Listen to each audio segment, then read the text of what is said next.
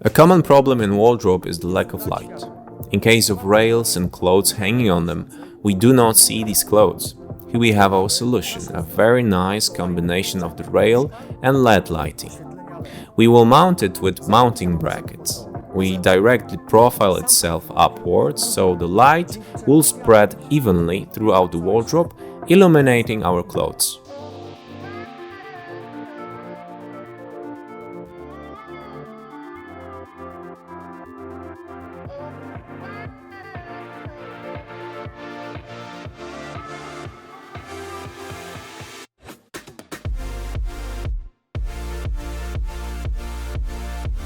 In one of the mounting brackets, a hole should be drilled in order to conduct power supply to LED strip.